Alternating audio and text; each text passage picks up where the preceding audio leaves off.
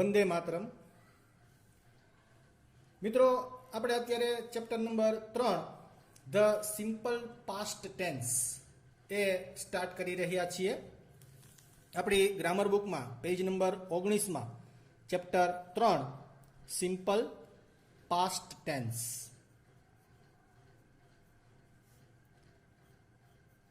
The simple past tense.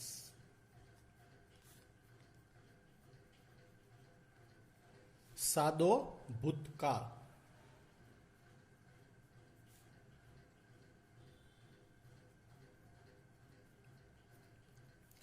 મિત્રો, આપણે સાદો વર્તમાનકાળ અને સાદો ભૂતકાળ આ બંને વસ્તુને એ સરખાવીએ તો આપણને અહીંયા જે કોષ્ટક આપવામાં આવેલું છે એ આપણે કોષ્ટકને જોઈએ તો સૌથી પહેલા આપણને અહીંયા સાદો વર્તમાન આપેલો છે.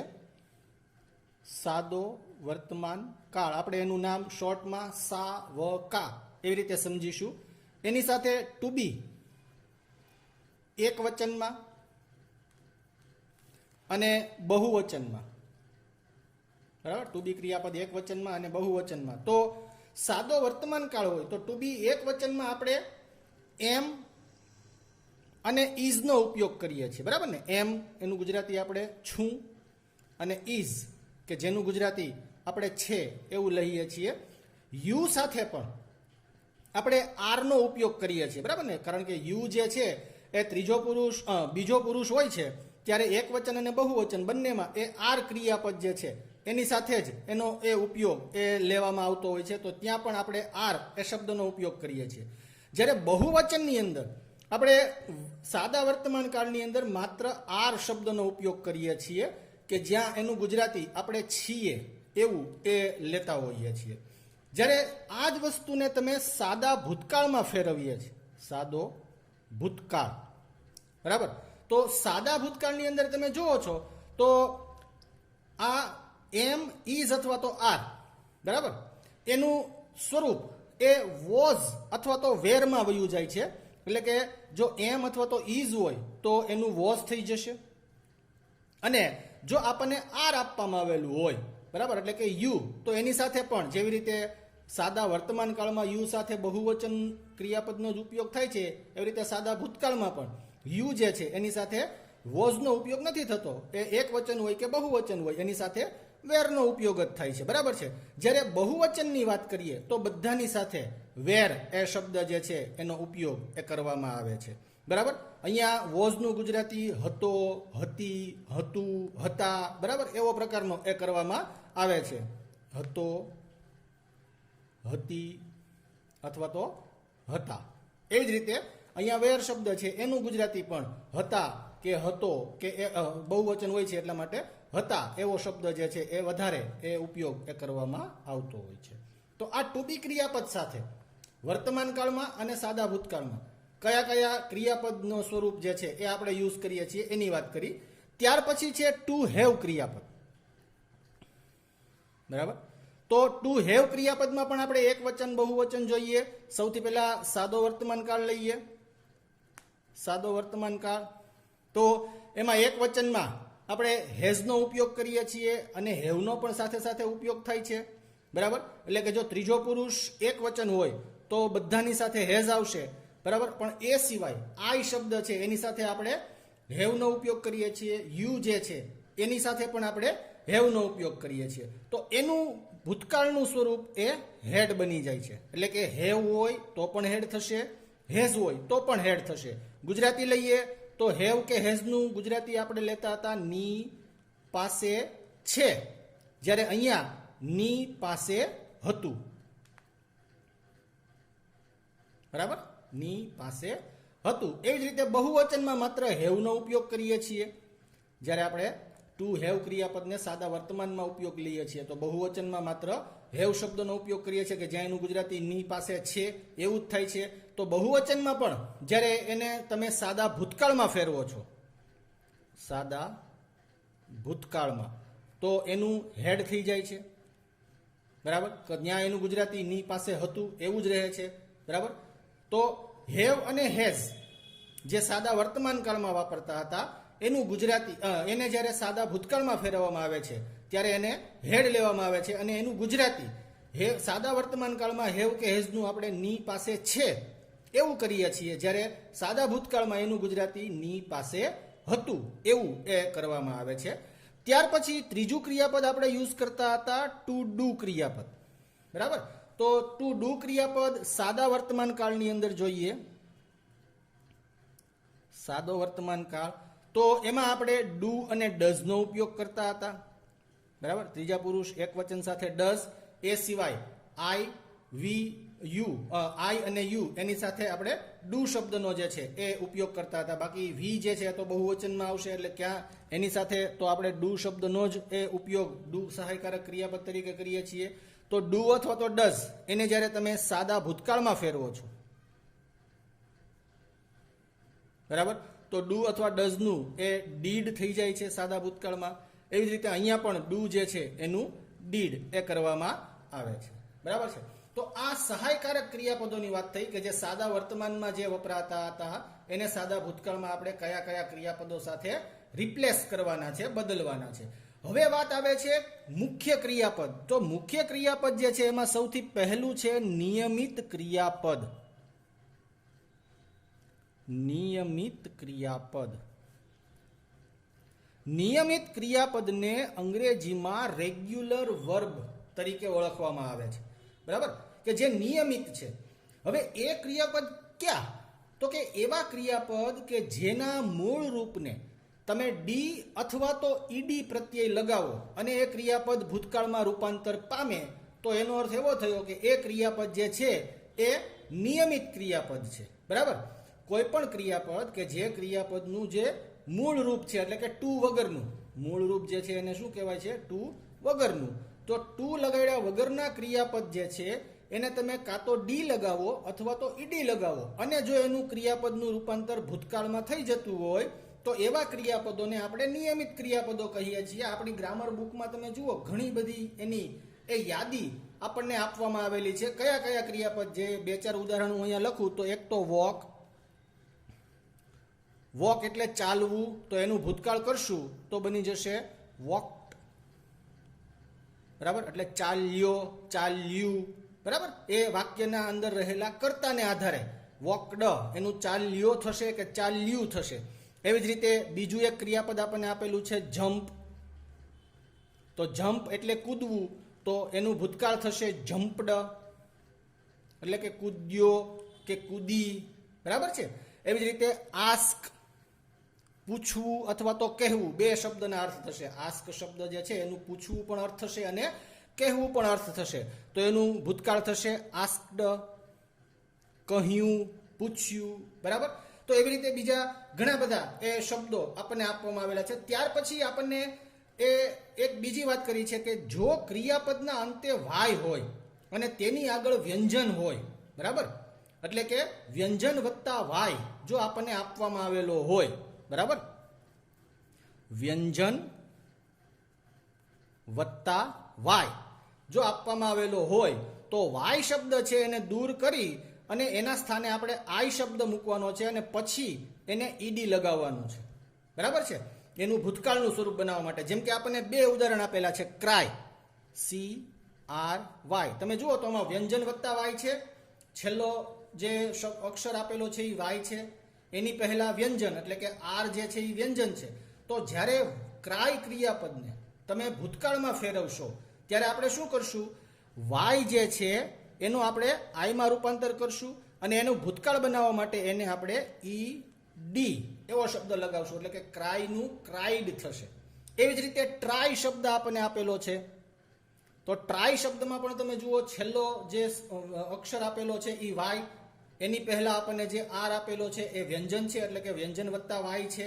બરાબર, તો ત્યાં આપણે એનું ભૂતકાળ બનાવવા માટે વાય શબ્દ છે એનું આઈમાં રૂપાંતર કરશું, એટલે કે વાયને આઈ સાથે રિપ્લેસ કરી દેશું અને પછી એને ઈડી લગાવશું, એટલે કે આનું ભૂતકાળ બનશે TRIED, ટ્રાઇડ. બરાબર છે. ત્યાર પછી જો ક્રિયાપદને અંતે વ્યંજન હોય અને તેની આગળ સ્વર એટલે કે A, E, I, O અથવા તો યુ હોય તો છેલ્લો વ્યંજન જે છે એને આપણે બેવડાવવાનો છે. બેવડાવવાનો એટલે બે વખત લખવાનો. બેવડાવવાનો શબ્દનો અર્થ શું થશે? બે વખત એ લખવાનો છે. બરાબર? એટલે કે ક્રિયાપદને અંતે વ્યંજન વત્તા સ્વર હોય. બરાબર? ક્રિયાપદને અંતે વ્યંજન હોય અને તેની આગળ સ્વર, સોરી, વ્યંજન વત્તા સ્વર નહીં, પણ સ્વર વત્તા વ્યંજન થશે. સ્વર વત્તા વ્યંજન. બરાબર છે? તો જો કોઈ ક્રિયાપદનો જે છેલ્લો અક્ષર છે એ વ્યંજન હોય, પણ વ્યંજનની પહેલા એક સ્વર આપેલો હોય, એટલે કે એ, ઈ, આઈ, ઓ અથવા તો યુ હોય, તો જે છેલ્લો વ્યંજન છે એ છેલ્લા વ્યંજનને આપણે બેવડાવવાનો છે, એટલે કે બે વખત લખવાનો છે. જેમ કે અહીંયા આપણને કેટલાક ઉદાહરણ આપેલા છે. તો એમાં છે સ્ટોપ, STOP. બરાબર? તો આ સ્ટોપમાં તમે જોઈ શકો છો વ્યંજન વત્તા સ્વર. બરાબર? સ્વર છેલ્લો છે એ વ્યંજન છે, એની પહેલા ઓ આપેલો છે કે જે સ્વર છે. બરાબર? એટલે અહીંયા સ્વર વત્તા વ્યંજન થયું. બરાબર? આ શરતમાં એક વસ્તુ ધ્યાન રાખશું આપણે કે માત્ર એક જ સ્વર હોય. બે સ્વર કે એવું હશે તો પાછો આ નિયમ લાગુ પડતો નથી. એ વસ્તુને આપણે ખાસ એ ખ્યાલમાં રાખશું. બરાબર? તો STO એક જ સ્વર છે, પછી P આપેલો છે એટલે કે જે વ્યંજન છે. બરાબર? તો છેલ્લો અક્ષર જે છે એ વ્યંજન છે અને એની પહેલા આપણને સ્વર આપેલો છે. તો આ વાક્ય, આ ક્રિયાપદ જે છે એને જ્યારે આપણે ભૂતકાળના સ્વરૂપમાં ફેરવશું તો છેલ્લો P કે જે વ્યંજન છે એને આપણે બેવડાવશું. એટલે આનો ભૂતકાળનું સ્વરૂપ બનશે STOPPED, સ્ટોપ્ડ. બરાબર છે? એવી જ રીતે એક બીજો શબ્દ ક્રિયાપદ તરીકે આપેલો છે ડ્રોપ. તો ડ્રોપમાં પણ એ જ વસ્તુ છે જેવી રીતે સ્ટોપમાં છે. છેલ્લો અક્ષર વ્યંજન છે, એની પહેલા સ્વર આપેલો છે, તો એને જ્યારે ભૂતકાળમાં ફેરવશું તો ડ્રોપ્ડ. પી જે છે એ બેવડાશે. એવી જ રીતે બેગ, BEG. બરાબર? બેગ, બેગમાં પણ તમે જુઓ તો છેલ્લો જે જી છે એ વ્યંજન છે, વ્યંજનની પહેલા ઈ આપવામાં આવેલો છે કે જે સ્વર છે. તો આનું ભૂતકાળ કરશું ત્યારે બેગ્ડ, BEGGED એવું બનશે. એવી જ રીતે ડ્રેગ અને બેટ એ શબ્દો જે છે એ પણ આપણને આપવામાં આવેલા છે DRAG. બરાબર? જેમાં જી એ વ્યંજન છે, વ્યંજનની પહેલા સ્વર એ આપવામાં આવેલો છે. ત્યારે આને ભૂતકાળના, સાદા ભૂતકાળના સ્વરૂપમાં ફેરવશું ત્યારે GGED. અને બેટ, એમાં પણ છેલ્લો ટી એ વ્યંજન છે અને એની પહેલા એ કે જે સ્વર છે, તો BATTED. બરાબર છે? તો આ વાત થઈ નિયમિત ક્રિયાપદની. મોટાભાગના ક્રિયાપદો જે નિયમિત ક્રિયાપદો તરીકે ઉપયોગ કરીએ છીએ એમાં કાં તો આપણે માત્ર ડી લગાવવાનો છે અથવા તો ઈડી લગાવવાનો છે. બરાબર? અને એક આ બે નિયમો જેમાં વ્યંજન વત્તા વાય આપવામાં આવેલો હોય તો વાયને દૂર કરી એના સ્થાન ઉપર આઈ મૂકી અને પછી એને ઈડી લગાવવામાં આવે છે. અને જો સ્વર વત્તા વ્યંજન આપેલું એટલે કે છેલ્લો અક્ષર જે છે એ વ્યંજન હોય અને વ્યંજન પહેલા જો કોઈ એક સ્વર આપવામાં આવેલો હોય તો એ છેલ્લો વ્યંજન છે એને આપણે બેવડાવી અને પછી એ આપણે ઈડી એ લગાવવાના છે. ત્યાર પછી તમે પેજ ફેરવશો તો આપણને જે યાદી આપેલી છે એ છે ઇરરેગ્યુલર વર્બ્સ, એટલે કે અનિયમિત ક્રિયાપદ. અનિયમિત ક્રિયાપદ. અનિયમિત ક્રિયાપદનો ઉપયોગ જેટલો વધારે કરશું એટલું જ આપણને એ વધારે આવડશે. કારણ કે અનિયમિત ક્રિયાપદને કોઈ પણ પ્રકારનો નિયમ લાગુ પડતો નથી. જેવી રીતે આપણે અહીંયા જે આ વસ્તુના નિયમો જોયા કે કાં તો ડી લગાવો કે ઈડી લગાવો, તો એવો અનિયમિત ક્રિયાપદમાં કોઈ પ્રકારનો નિયમ લાગુ પડતો નથી. આ આપણે માત્ર પ્રેક્ટિસથી શીખી શકીએ છીએ. બરાબર છે? જેટલી વધારે પ્રેક્ટિસ કરશું એમ આપણને એ વસ્તુનો ખ્યાલ આવતો જશે કે આ ક્રિયાપદ નિયમિત છે, આ ક્રિયાપદ અનિયમિત છે. અને એના માટે એટલા માટે જ તે દર વખતે મારા અગાઉના લેક્ચરોમાં મેં એ વસ્તુ કીધેલી છે કે આપણે જેટલા શબ્દો, જે આપણું વોકેબ્યુલરી છે, શબ્દ ભંડોળ છે, એ જેટલું વધારશું એટલું આપણને એ વસ્તુનો ખ્યાલ આવશે કે કયું ક્રિયાપદ છે નિયમિત છે કે કયું ક્રિયાપદ છે એ અનિયમિત છે. તો આપણને ઘણા બધા એવા અત્યાર સુધીમાં ઉપયોગમાં આવી ગયેલા અથવા તો આ વર્ષે આપણા ઉપયોગમાં આવતા કેટલાક ક્રિયાપદની યાદી કે જે અનિયમિત ક્રિયાપદ છે એ આપણને આપવામાં આવેલી છે. અને અમુક ક્રિયાપદ એવા છે 3 નંબરનું જે તમે બોક્સ જોશો તો એની અંદર તમને એવા ક્રિયાપદો આપેલા છે કે જેના ત્રણેય સ્વરૂપમાં સ્વરૂપ એક જ રહે છે. એ ભૂતકાળ હોય કે એનું મૂળ રૂપ હોય, બરાબર, કે એનું ભૂતકૃદંત. ત્રીજું સ્વરૂપ જે છે એ ક્રિયાપદનું ભૂતકૃદંત છે, બરાબર. સામાન્ય રીતે આપણે 3 સ્વરૂપો જે છે એને યાદ રાખવાના છે.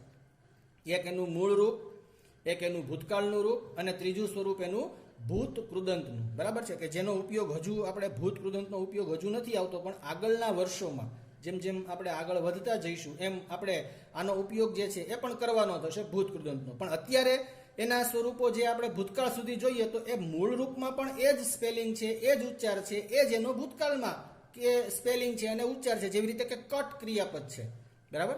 ત્રીજું જે આપણને ઉદાહરણ તરીકે આપવામાં આવેલું છે કે જેના રૂપ બદલાતા નથી, બરાબર. જેમ કે કટ ક્રિયાપદ છે CUT, બરાબર. તો આ કટ ક્રિયાપદનું તમે ભૂતકાળનું સ્વરૂપ કરશો તો પણ એ કટ જ થશે, CUT, બરાબર.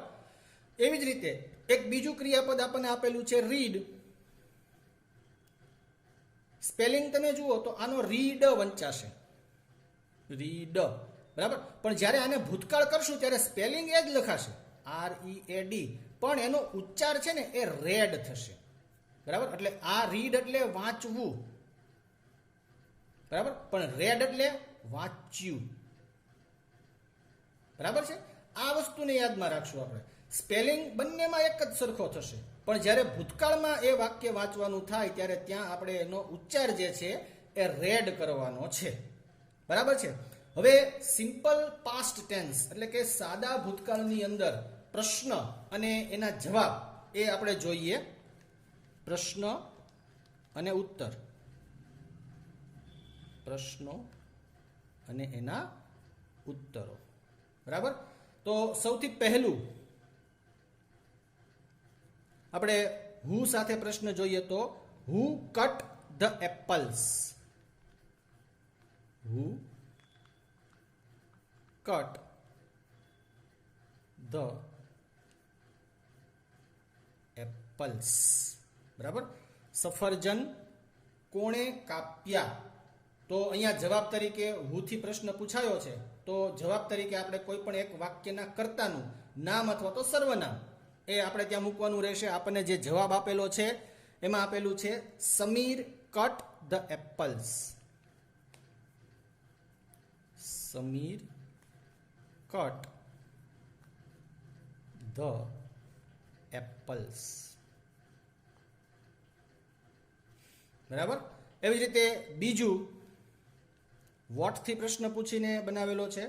હુ સાથે જ્યારે આપણે પ્રશ્ન બનાવશું ત્યારે ડીડ નો ઉપયોગ નથી થતો. આપણે અગાઉ પણ આ વસ્તુ જે છે એ ધોરણ 6 ની અંદર એ સમજી લીધેલી છે. વોટ સાથે અથવા તો એ સિવાય બીજા કોઈ પણ WH પ્રશ્ન સૂચક શબ્દો સાથે જ્યારે પ્રશ્ન બનાવશું તો સાદા ભૂતકાળમાં ડીડ શબ્દનો ઉપયોગ આપણે કરવાનો રહેતો હોય છે. તો બીજો પ્રશ્ન જે બનેલો છે what did the girls draw, what did the girls draw, બરાબર. હવે જુઓ ડ્રો શબ્દ છે એ અનિયમિતના સ્વરૂપમાં આવે છે માટે એને આપણે ભૂતકાળમાં ફેરવશું. જ્યારે વાક્યનો જવાબ લખશું ત્યારે ડીડ છે એ આપણે દૂર કરવાનો રહેશે, કારણ કે સાદા ભૂતકાળની વાક્ય રચનામાં ડીડ જે છે એ નકારમાં જ આવે છે, બરાબર, અથવા તો પ્રશ્ન વાક્ય રચનામાં આવે છે, વિધાન વાક્ય રચનામાં આવતું નથી. તો ડ્રો ક્રિયાપદ જે છે એને આપણે ભૂતકાળના સ્વરૂપમાં બનાવશું તો ડ્રોનું સ્વરૂપ ડ્ર્યુ બનશે અને ધ ગર્લ્સ છે એ વાક્યના કર્તા તરીકે મૂકવામાં આવશે. તો આપણો જવાબ ધ ગર્લ્સ ડ્રો શબ્દનું ભૂતકાળ થશે ડ્ર્યુ, DREW, બરાબર. ડ્ર્યુ અ રંગોલી, બરાબર છે. ત્યાર પછી પ્રશ્ન નંબર 3 એ વેર એટલે કે કોઈ સ્થાન દર્શાવવા માટે પૂછાયેલો છે. વેર ડીડ પવન ગો, જગ્યા માટે, બરાબર ને. વેર થી આપણે પ્રશ્ન પૂછીએ ત્યારે જગ્યા સ્થળ દર્શાવવાનું થાય. વેર ડીડ પવન ગો, બરાબર. પવન ક્યાં ગયો, તો સ્થળ દર્શાવવાનું રહેશે. ગો જે છે એ પણ અનિયમિત છે. ગોને જ્યારે વાક્યરચના વિધાન વાક્યરચનામાં યુઝ કરશું ત્યારે ગોનું સ્વરૂપ જે છે એ વેન્ટ બની જશે. પવન વાક્યનો કર્તા છે એટલે પવનથી વાક્ય શરૂ કરીએ. પવન વેન્ટ ટુ સુરત. બરાબર, પવન સુરત ગયો. ત્યાર પછી વેન જે છે એ સમય દર્શાવવા માટે થઈ અને વાપરવામાં આવતું ક્રિયાપદ છે. તો when did Amar play football. વેનથી સમય દર્શાવીએ છીએ. When did Amar play football. બરાબર, પ્લે છે એ નિયમિત ક્રિયાપદ છે. તો એને જ્યારે આપણે ભૂતકાળના સ્વરૂપમાં ફેરવશું તો પ્લે શબ્દ છે એને ઈડી લાગશે એટલે પ્લેઈડ શબ્દ બનશે. અમર વાક્યનો કર્તા છે. આપણે વાક્યના કર્તાથી જવાબની શરૂઆત કરીએ. અમર પ્લેડ ફૂટબોલ ઓન સન્ડે. બરાબર, અમર રવિવારે ફૂટબોલ રમ્યો. Van did Amar play football, ક્યારે રમ્યો, સમય દર્શાવે છે, રવિવારે રમ્યો. ત્યાર પછી પાંચમો પ્રશ્ન છે, did Tapan right a poem. Did Tapan right a poem. બરાબર, રાઇટ જે છે એ અનિયમિત ક્રિયાપદ છે. આનો જવાબ જ્યારે સહાયકારકથી બનાવીએ ત્યારે યસ અથવા તો નો એમ બે રીતે આપી શકીએ. યસથી આપણે લાંબો જવાબ અને ટૂંકો જવાબ એ રીતે આપી શકીએ. એવી જ રીતે નોથી પણ આપણે લાંબો જવાબ અને ટૂંકો જવાબ એમ બે પ્રકારના જવાબ આપી શકીએ. આપણે બંને પ્રકારના જવાબ સૌથી પહેલા યસથી આપીએ તો સૌથી પહેલો જવાબ બનશે યસ. હી રાઇટ જે છે એ અનિયમિત ક્રિયાપદ છે. તપન માટે આપણે હી શબ્દનો યુઝ કર્યો છે સર્વનામ તરીકે. બરાબર, રાઇટનું ભૂતકાળ એ આપણે રોટ કરશું. Yes he wrote a poem. આ આપણે હકારમાં લાંબો જવાબ આપ્યો. હવે આ જ જવાબને આપણે શોર્ટમાં ટૂંકો લખીએ તો યસ હી ડીડ. બરાબર છે, હકારમાં લાંબો જવાબ અને હકારમાં ટૂંકો જવાબ. હવે આ જ જવાબને આપણે નકારમાં આપીએ, બંને જવાબો. તો સૌથી પહેલા નકારમાં લાંબો જવાબ આપીએ. No he didn't.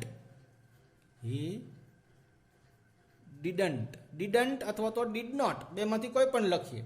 રાઇટ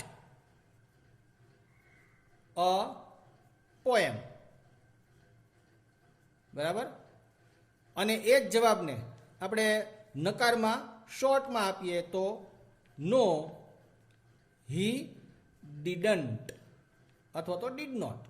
બરાબર, ડીડન્ટ અથવા તો ડીડ નોટ.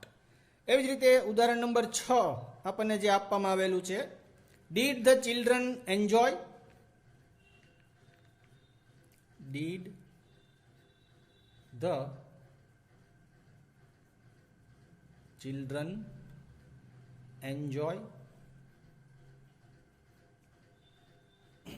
આના પણ આપણે લાંબા અને ટૂંકા બંને પ્રકારથી જવાબ આપશું. તો યસ ચિલ્ડ્રન ત્રીજો પુરુષ બહુવચન છે, સર્વનામ એના માટે આપણે ધ્યેયનો ઉપયોગ કરીએ. એન્જોય શબ્દ છે એ નિયમિત છે તો એનું ઈડી લગાવી અને ભૂતકાળના સ્વરૂપમાં ફેરવીએ. યસ ધ્યેય એન્જોયડ. અને શોર્ટમાં જવાબ આપીએ. યસ ધ્યેય ડીડ. બરાબર, આ જ જવાબને આપણે નકારની અંદર બંને રીતે આપણે આપીએ તો નો ધ્યેય ડીડન્ટ એન્જોય